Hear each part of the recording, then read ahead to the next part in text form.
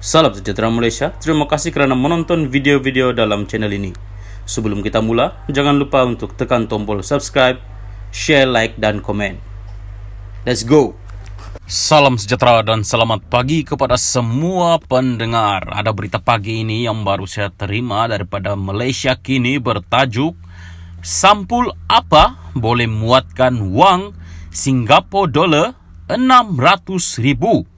Berita penuh, ketiadaan bukti tidak langsung adalah antara sebab Presiden UMNO Ahmad Zahid Hamidi dibebaskan hari ini daripada semua 40 pertuduhan menerima rasuah berhubung sistem visa asing VLN.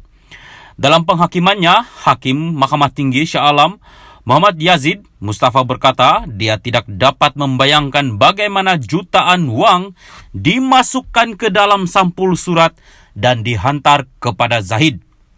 Muhammad Yazid berkata dalam kes Rosmah Mansur, beg-beg digunakan untuk menghantar berjuta-juta wang tunai kepada isteri bekas Perdana Menteri itu yang telah disabitkan bersalah dalam kes rasuah projek solar hybrid bernilai RM1.25 bilion ringgit.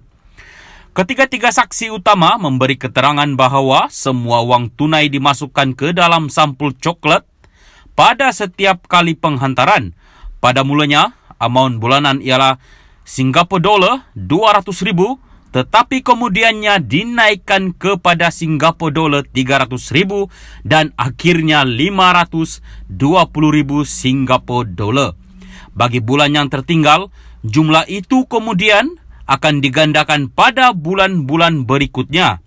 Sebagai contoh, jika mereka tidak membayar pada Januari, amaun itu akan dibayar bersekali pada Februari. Sekali lagi, ia semua dimasukkan ke dalam sampul surat, katanya. Berbanding kes Rosmah, penghantaran pertama RM5 juta ringgit dalam bentuk wang tunai pada 20 Disember 2016 dibahagikan kepada dua beg berisi RM2.5 juta ringgit setiap satu. Untuk penghantaran kali kedua berjumlah RM1.5 juta. Wang itu dimasukkan ke dalam dua beg. Dalam kes Zahid, pihak pendakwaan tidak menunjukkan sembarang sampul surat. Tiada bukti menunjukkan saiz sampul surat yang digunakan. Saya tidak boleh bayangkan saiz sampul apa yang boleh memuatkan wang tunai Singapura dolar 600,000 yang bersamaan dengan sekitar RM1.6 juta ringgit pada masa itu, kata Yazid. Tiada rakaman kamera letar tertutup CCTV dikemukakan di mahkamah. Pemandu tidak dipanggil, pengawal tidak dipanggil, anggota polis tidak dipanggil. Slip transaksi touch and go tidak dikemukakan, log panggilan telefon dan mesej dan dengan Zahid juga tidak dikeluarkan, katanya. Dalam kes Rosmah, dia berkata saksi yang dipanggil oleh pihak pendakwaan termasuk individu yang mengambil wang dan kaki tangan bank, manakala cek bank turut dikemukakan sebagai bukti. Bukti tidak langsung seperti yang diketengahkan dalam kes Rosmah, semuanya tiada dalam kes ini. Begitu juga, ada gambar diambil dan plan lekaran dalam kes Rosmah tetapi tidak dalam kes ini, katanya.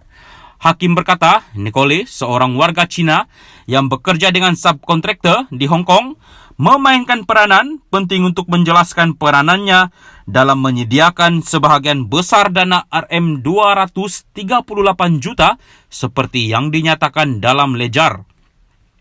Dalam kes Zahid, saksi yang terlibat atau mempunyai pengetahuan mengenai sumber dana itu, yaitu Nicole Tan, dua pengurup wang telah disoal siasat dan keterangan mereka direkodkan tetapi tidak dipanggil sebagai saksi untuk menyokong kes pendakwaan. Selain Nicole, berdasarkan bahagian deposit dalam ledger, wang telah diterima daripada 15 pihak lain tetapi ia tidak pernah dijelaskan atau diterangkan oleh mana-mana saksi pendakwaan mengenai siapa 15 pihak ini dan bagaimana mereka terlibat dalam perkara itu, katanya. Hakim kemudian membuat kesimpulan bahawa 3 saksi utama itu tidak boleh dipercayai. Anehnya, bekas pengurus pentadbiran Ultra Kirana Sindiran Berhad UKSB, David Tan Siong Sun yang merupakan pencipta ledger itu mengakui semasa pemeriksaan balas bahawa penyerahan kedua wang tunai RM3 juta melalui bagasi adalah satu perkara yang difikirkan semula, afterthought, katanya. Pengakuan selepas memikirkan semula oleh saksi untuk pendakwaan ini adalah lebih daripada mencukupi untuk saya mendapati bahawa dia tidak mempunyai credibility, katanya. Tan memberi keterangan bahawa dia menghantar wang kepada Zahid sebanyak 2 kali, manakala rakannya dan bekas pengarah Harry Lee membuat 40 kiriman, manakala seorang lagi pengarah syarikat, Wan Kurisa Shah, membuat beberapa kiriman lain. Saksi ini di satu sisi memberi keterangan akan merekodkan pembayaran pada hari yang sama atau keesokan hari pembayaran. Namun, apa yang ditunjukkan kebanyakan ruang remark dalam ledger diberikan kosong tambah Yazid. Seorang lagi saksi, Lee juga bersetuju bahawa ruangan remark kosong tidak menunjukkan wang telah dibayar kepada tertuduh. Ruangan remark yang kosong itu menimbulkan kemungkinan seperti kesimpulan yang dicadangkan oleh pihak pembelaan bahawa wang itu mungkin diagihkan di kalangan 3 saksi utama kerana mereka mempamerkan gaya hidup mewah.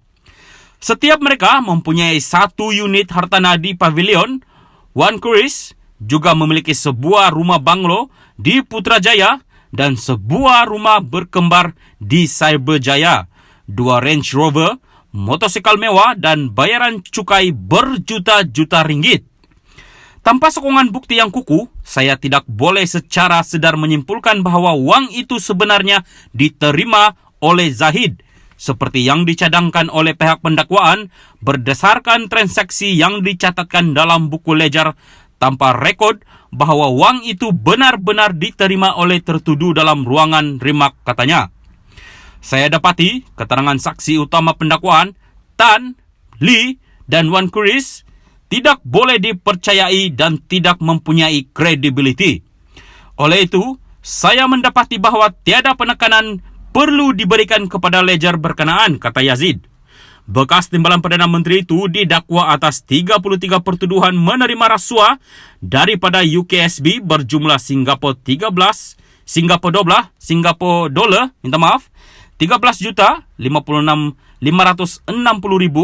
bersamaan RM43.6 juta antara 2014 dan 2017. Zahid juga menghadapi 7 pertuduhan memperoleh Singapura dolar 1.15 juta bersamaan RM3.125 juta ringgit, 15 Swiss francs RM70,000 dan AS dolar 15,000 bersamaan RM68,000 ringgit daripada syarikat yang sama. Zahid didakwa menerima rasuah untuk menyambung kontrak UKSB bagi mengendalikan perkhidmatan pusat sehenti OSC di China dan sistem VLN serta menyambung kontraknya dengan Kementerian Dalam Negeri untuk membekalkan sistem bersepadu VLN. Pertuduhan dibuat mengikut Seksyen 16(E)(B) Akta SPRM 2009 yang memperuntukkan hukuman penjara maksimum 20 tahun dan denda tidak kurang 5 kali ganda nilai suapan atau RM10,000 mengikut mana-mana lebih tinggi. Sekian berita pagi ini, teruskan menonton dalam channel ini.